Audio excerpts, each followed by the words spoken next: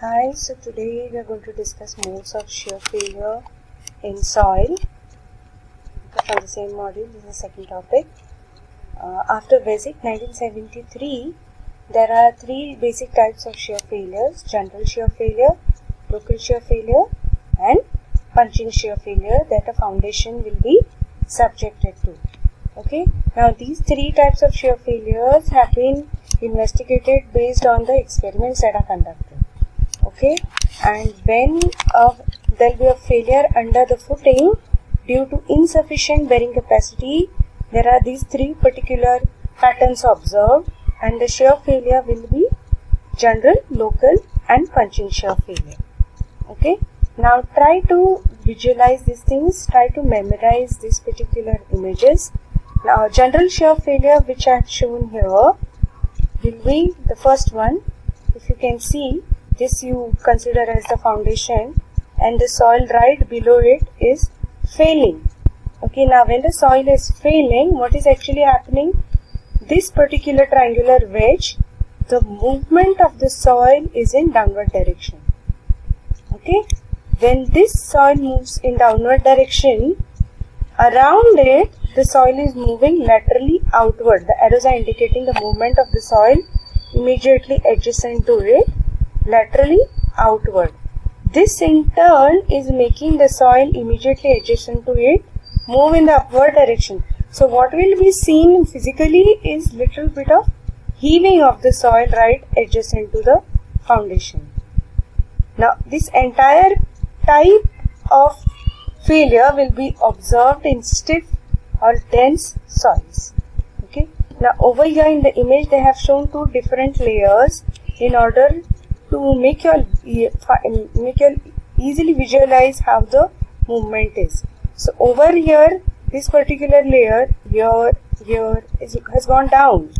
Okay, but as you're approaching this particular surface, the movement has been in upward direction.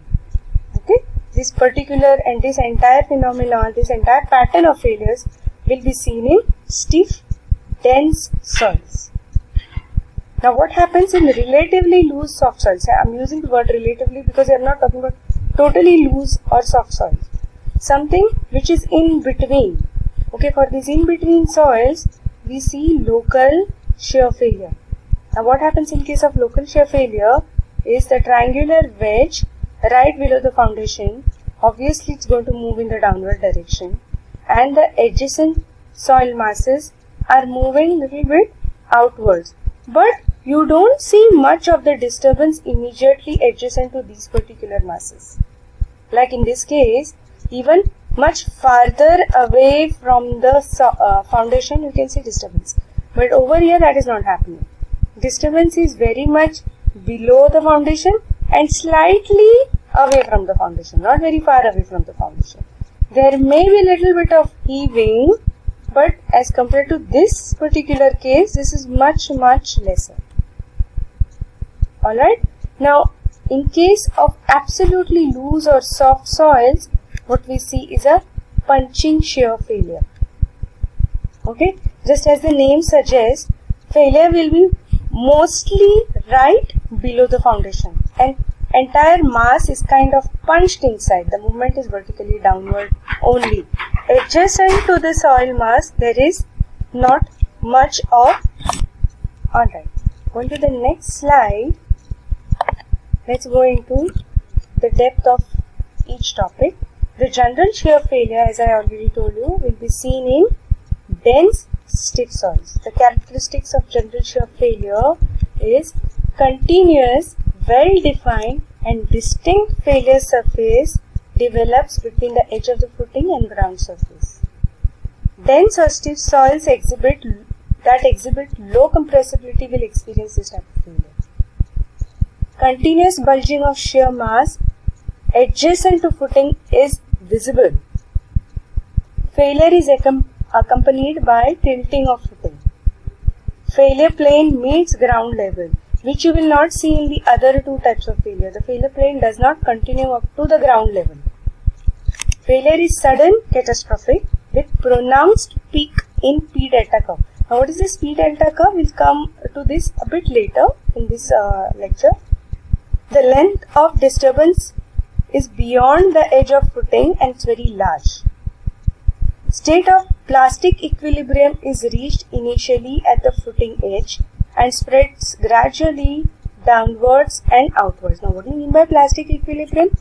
Plastic equilibrium is basically when every point inside the soil is on the verge of failure, then we say the soil is under plastic equilibrium. It's kind of a permanent deformation. Okay. General shear failure is accompanied by low strains. Obviously, we are talking about stiff and dense soil, so the strain will be much lesser in the soil. Okay. And these particular soils are usually having much higher friction angle, somewhere greater than 36 degrees. So you can visualize something like a rocky soil mass. Okay, with large SPT values, N will be something greater than 30. Having high relative density, ID will be greater than 70% and voids ratio will be less than 0.55. Okay, next is local shear failure. It is seen in relatively loose and soft soils. Significant compression of soil below the footing and partial development of plastic equilibrium is observed. Failure is not sudden. There is no tilting of footing. Failure surface does not reach ground surface and slight bulging of soil mass around the footing is observed. Failure surface is not well defined. Failure is characterized by considerable settlement. Well defined peak is absent in P delta curve. Local shear failure is accompanied by large strains. Okay, here the soil is relatively soft, so you will see a bit of deformation. Okay, the strain can be up to even 20% in the soil with considerably low angle of friction. So pi values are usually less than 28 and SPT values are less than 5. Having low relative density, that is ID is greater than 20% and E is greater than 0.75. Next is punching shear failure. This type of failure is seen in loose and soft soil at deeper elevations. Okay, its characteristics of punching shear failure will be this type of failure will occur in soils with very high compressibility. Failure pattern is not very distinct. We cannot observe the failure patterns. Bulging of soil around the footing is totally absent. Failure is characterized by very large settlements. Continuous settlement with no increase in P is observed in P delta curve and failure planes are difficult to locate. Okay, this kind of failure will be seen when there is a very very soft soil mass which is present in the layers. Usually the soil is stratified and the mass is very soft, then it gets easily punched. Okay, now over here I can show you P delta curve, P versus settlement. Okay, now this line is characterized, this is the line that represents general shear failure, this particular failure. Okay, this is general shear failure. B is representing local shear failure and C is representing punching shear failure. Now, when we were going through general shear failure, the statement was you can easily make out the peak. Now, if you can see, the pressure is increasing from, pressure increases from here till here. Okay, and somewhere at this point, you can see very suddenly the slope of the line is increasing. So you can clearly see the distinct peak. Okay, here as the pressure increases, settlement is increasing, more or less linear. Then suddenly for hardly any pressure increment, the settlement is very excessive.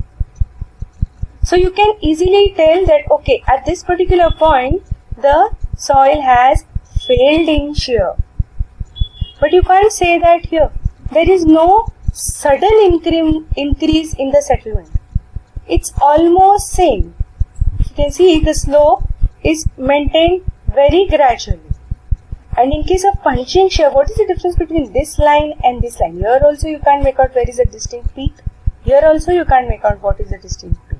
But the difference between B and C is, you can see there is hardly any pressure increment. Okay, at least in case of local failure, the pressure is increasing quite considerably. But in case of local failure, there is hardly any pressure increment. Okay, now going to the next slide.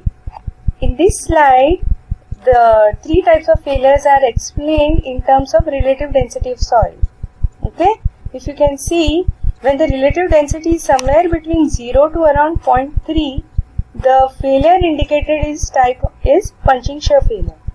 Okay, when you see it that the relative density is somewhere between 0.3 to 0.7, you expect local shear failure. Now I am talking about sands. Okay, and from around 0.7 to 1, general shear failure is expected.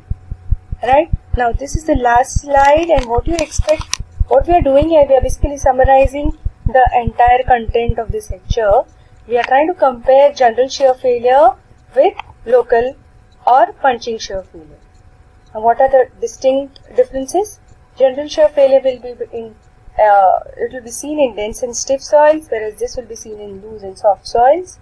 Okay, general shear failure is expected in soils with very high friction angles, very high SPT values. Okay, ID values are somewhere above 70. Okay, and CU is somewhere around 100 kPa. This will obviously result in small strain. Why? Because the soil is very stiff, it will not undergo much of deformation. Failure patterns here will be much well defined, whereas here, in case of local and punching shear, the failure patterns are not well defined. You don't see peaks in P delta curve in local and punching shear failures, whereas you can easily identify the peak in P delta curve for a general shear failure. Here you see bulging, heaving of the soil mass adjacent to the footing, whereas here not much. Very little bulging can be seen in case of local shear failure, whereas in case of punching shear failure, the soil mass even adjacent, very clearly adjacent to the foundation, will not be even disturbed.